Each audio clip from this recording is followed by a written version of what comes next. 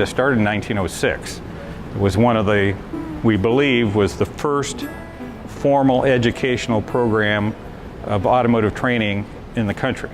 If you think about it, Dayton was like the cradle of invention. I mean, we invented the starter here, the ignition system of automobiles, you know, the pop-top can lid, all kinds of things that have happened here in Dayton. And so it made sense that Sinclair, wanting to train people to do hands-on training, that the automobile was considered high-tech in those days, that's the kind of training Sinclair would do, would be high-tech. And we did that. So the automotive program started around 1905, 1906. Whenever the vehicle was getting ready to be mass-produced for Americans, we knew that there was going to need to be people back then that needed to meet that. And so automotive program at Sinclair was very forward-thinking. We started a program with basically nothing to prepare for a career that really wasn't developed yet. Because in those times you talked about horse and buggy, and now we're talking about vehicles being on all the roadways. And now the next big thing, as we've talked about, is autonomous or self-driving cars. And that's going to take a skilled technician that for a job set that's not a job or a skill that's not even really out there yet.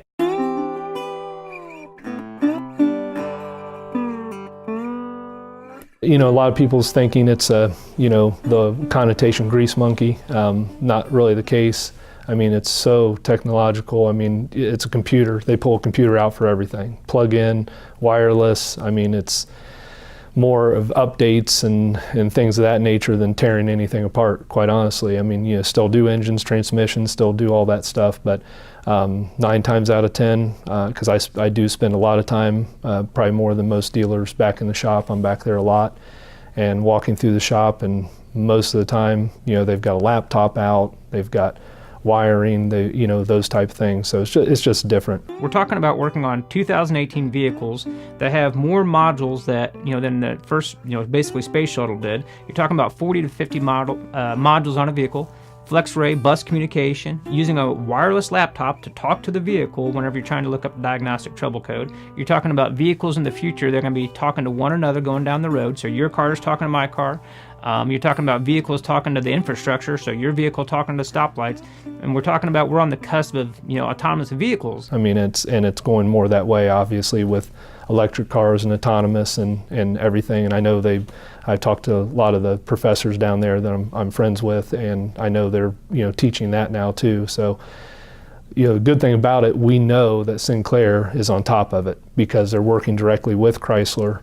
And they've got the guys are ready, and sometimes maybe even ahead of my guys, know what's coming out and know what's down the road and what's in the future, which is important. So they are pretty much gone. The technology is as advanced to the point where on-the-job training is simply not good enough any longer.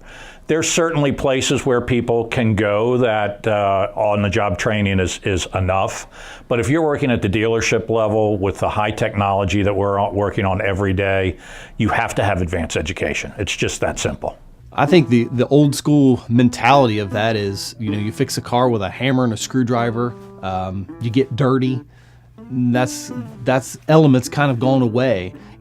Pulling an engine apart and replacing a head gasket or something like that. Not that those things don't happen anymore, but it seems like a lot of vehicles that come in have more technology-related problems. I mean, we look at cars now, back in the 80s and the early 90s, and we didn't have computers on them. Airbags came out in roughly 1994. We already had fuel injection. We've had fuel injection since 1982, so you're talking about one control module. If we go down to, a Voss Village Cadillac and look at a brand new Cadillac, it could have over 30 modules or 30 computers on it. The days of just kind of being handy and being able to kind of maintain and work on your own car, they're kind of in the past now. There's so much new technology, so many different systems and so many different electrical components on a vehicle. You really have to constantly be training and be educated on what exactly you're working on so that you can be successful. So all those computers are talking to each other and they're responsible for doing what they do. And then you have one module that's kind of the master of all of that. We call the power mode master. And then we used to joke about firewalls, that a car could get a virus That's a reality now. So the mentality of fixing a car with a giant hammer and a screwdriver, I mean, you walk around with a stethoscope, a meter, a scan tool, and a laptop. I mean, that's the reality of how we fix cars now. You know, cars are getting much more complicated. You've got autonomous vehicles that are essentially driving themselves, more modules. The electronics on these vehicles are just getting more and more complicated. So that demand is just going to keep growing. There's a huge need for technicians. The Bureau of Labor Statistics said in the next 10-year period, we're going to have a 75,000 shortfall of technicians. That's a lot of open positions. So when I go in and I talk to these kids at the high school level, I tell them, listen, if you want a profession that is stable, that is secure, that you can go anywhere in the country and find a job if you want, become a highly trained, fully functioning technician, and you are set. So there's a huge need. Every dealership is out there looking, and there's a lot of competition for quality individuals. I don't think the need has been any greater than it is now. You have an aging workforce. You have baby boomers that are retiring. And so right now we have a huge need for automotive technicians and skilled automotive technicians. That's really what it's important. Well, I mean, everything that you read, everything you hear nowadays, I mean, it's tough now, but it's going to get worse because there's just not enough young people, or even, taking people out of other fields even and getting them into, the automotive field. There's just not enough. I mean, it's, we're going to need double what is being trained right now. They bring their car in and like, well, can't you just hook it up to a scan tool? I have students that come in that maybe have been around the automotive industry, maybe a little bit of talent, a little bit of knowledge, but they still have that same misconception that a scan tool fixes everything, a laptop fixes everything, the internet fixes everything.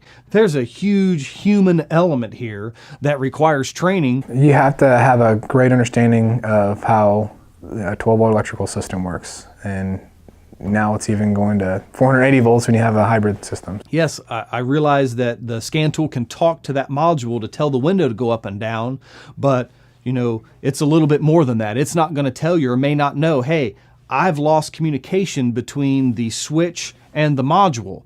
Well, it may know that, but it's waiting on you. Okay, now you have to test it and prove it because it may not be that way. It could be something as simple as a blown fuse. It could be, which the scan tool's not going to tell you that. You know what I mean? A lot of people think I can just hook up a scan tool and it tells, okay, replace fuse 32 and the vehicle is fixed. That's not a reality. So again, we need high quality, high trained individuals to be able to do that. That's why we feel so blessed to have Sinclair, because we're in pretty good shape. I mean, I'm always going to hire a guy if he comes along. In fact, just had a gentleman stop in yesterday that's starting the Sinclair program soon, and my service manager pretty much offered him a job on the spot because we don't want to turn anybody down that's passionate about it. Probably not going to have the skills coming in right away, but we know as they progress and go through the Sinclair program, and along with what we can provide them here with hands-on, that's where it's going to go. My instructors were awesome. Their main goal is to educate you and to get you a career. They do everything they can to place you in a dealership or a shop and get you a job that you can have as a career. And, they do a fantastic job at that. I feel pretty close with all my guys. I go talk to them every morning and afternoon, and sometimes probably breathing down their neck too much, but they know I'm around anyway, and I feel pretty close to them. And just told one of my younger guys that's actually just getting ready to graduate here real soon, that hopefully he's going to be here forever, and he said that's what I'm hoping for. I've been working with Sinclair for several years now. I'm very active in recruiting younger people, start recruiting them at the high school level, and try and direct them to Sinclair. We have quite a few graduates from the Sinclair program here now. I have actually, just in this shop, I have 5 students that are actively in the Sinclair Automotive program. Been very blessed to have Sinclair involved with our dealership and being able to have technicians, because in today's world it's tough, and Sinclair's been a blessing to us, and it's been a great partnership between us for sure. I recently had the opportunity to travel to many different automotive programs, high school and college over the nation the last couple of years, And what I found was the Sinclair Automotive program is really second to none. If you go straight in the workforce to a local Toyota dealership or GM or Honda or Chrysler, again, it doesn't matter. They're going to have to spend their own money basically to send you to training to get your education level up so you can work and repair on their cars proficiently. Here at Sinclair, we're doing a fast-paced 2-year program where what might take you 5 to 7 years on the job to do, we're going to help you get that done in less than 2 years. The great thing with the CAP program is that you're getting students in, they're fresh out of school. You know, if I hire somebody off the street that has automotive experience, I've got to send them to a Chrysler training center. 2 to 3 years later, it costs me so much money to send them to every class. You're talking thousands of dollars, where I'm getting a student that's fresh out of school with experience, that is certified, that I can send to 2 or 3 classes, and he's got the same level of training as a guy that's been here for 30 years. So it's a big advantage. When it comes down to it, when you're talking about, you know, the best education and the best price, you can't beat that. I mean, and that's, I truly believe that. You know, the schools won 96, 2004 Automotive School of the Year, and then 2013's, basically Tomorrow's Technician School of the Year. I mean, that partnered with against, nationally is how I believe that, Sinclair's automotive program is a top program in the nation, and you build pride in that. That's the culture of this program dating back to the 1900s when it first started. We had guys that had been in the dealership. We had guys that had been in other dealerships and independents. So, you get a really unique blend of different kind of personalities and knowledge about cars. So it really helps when you're at school to kind of get just a blend of different ideas and stuff like that. So I went to UD for chemical engineering and had good professors and decent sized classes, but it wasn't hands-on enough for me. The Sinclair makes me feel educated and proud, and that I can make a difference and I actually know the thing that I'm talking about. Sinclair put me on a very good career path with a very reputable company, and I would recommend Sinclair to anybody because it's affordable, it's worth the time, and it's worth the extra effort on your part to be able to go down and get trained and make a living for yourself and your family. So at Sinclair, I guess the best thing that I love about it is basically the opportunity to apprentice or internship. Call it what you want. Basically, it's learning while you earn, work experience, getting college credit, getting paid for all of that. And within our automotive program, within the first semester, and actually in most of the programs, within the first 8 weeks, we're trying to help you find a job in the automotive industry, whether it's at a dealership or family-owned business. I work at SVG Motors in Eaton.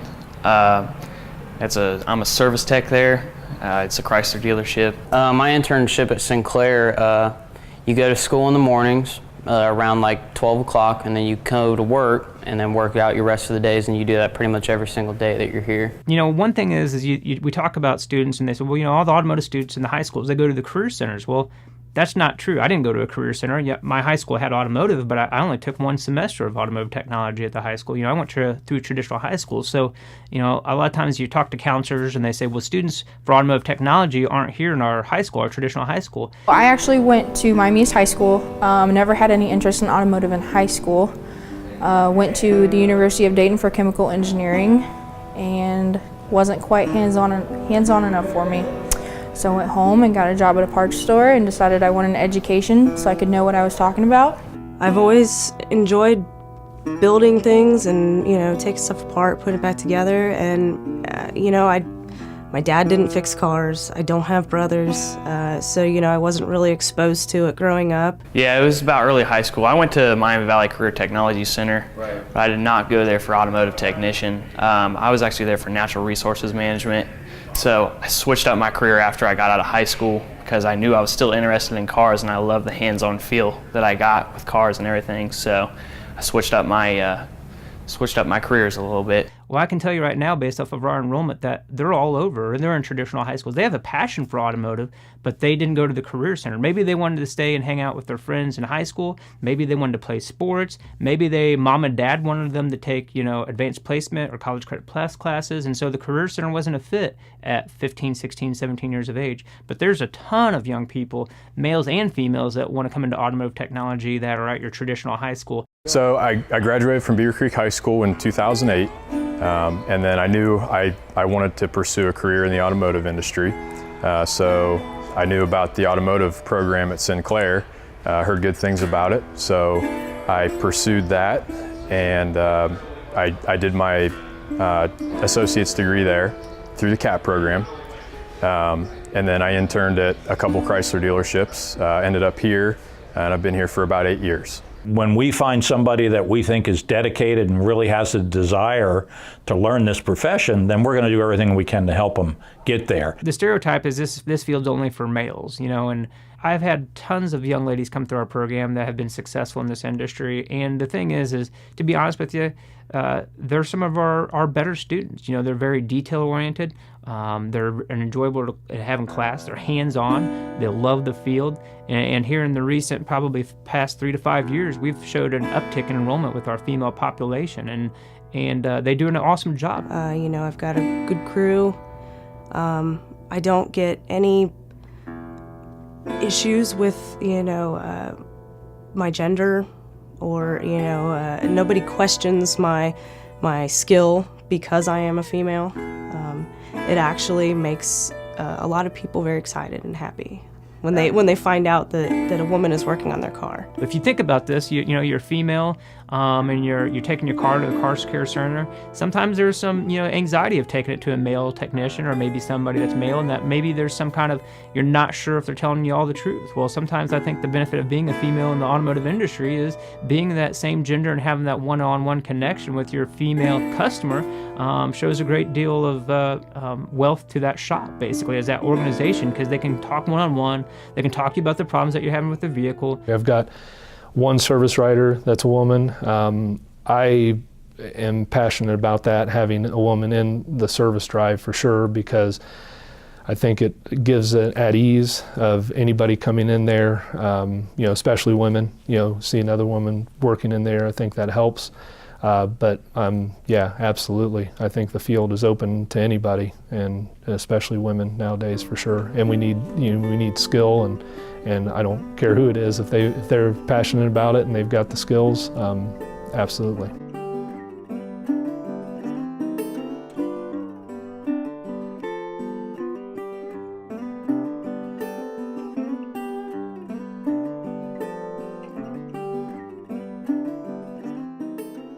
It's awesome working with the community. We do a lot of different organizations. We've done car inspections for AAA. We've done a special wish truck in the past, thanks to Dr. Porter and my predecessor, Steve Ash. We do the Automotive Monday Facebook videos, and that's really consumer-oriented. So, how to change a flat tire, how to check your oil. Welcome back. It's Automotive Mondays here at Sinclair Community College. My name is Justin Morgan, the chairperson of Automotive. If you guys haven't got a chance, go back and look at some of our previous videos on used car inspections, how to install a safety seat that Mr. Singleton's been a big part of and done a great job. Today we're going to talk about how to check your own engine oil. So it's something that maybe some of you have done in the past, or something that you guys are scared to do out there.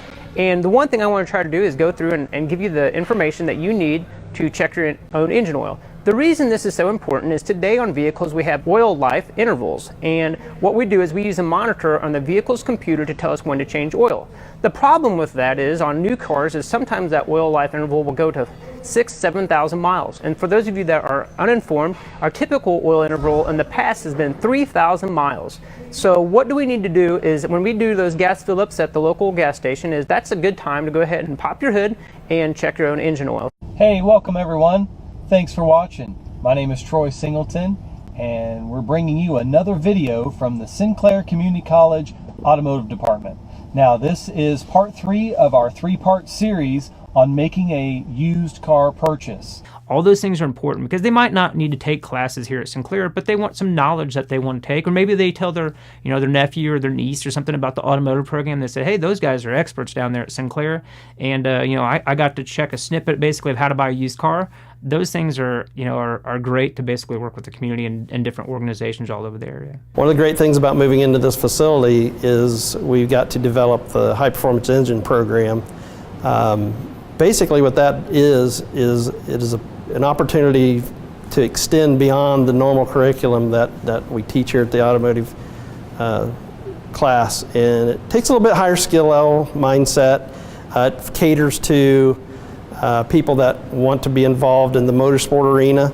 All right, well, last week we explained to you what we were going to do, having our project for the Engine Masters competition, and now this time we're going to actually tear the engine down and get it ready for disassembly and inspection and cleaning. So what we're going to do here is what you're looking at. We're not going to use very much of. So what Jim and I are going to do here in a few seconds is we're going to tear this thing down. You'll follow along, and then we'll revisit some things towards the end of that. So here we go.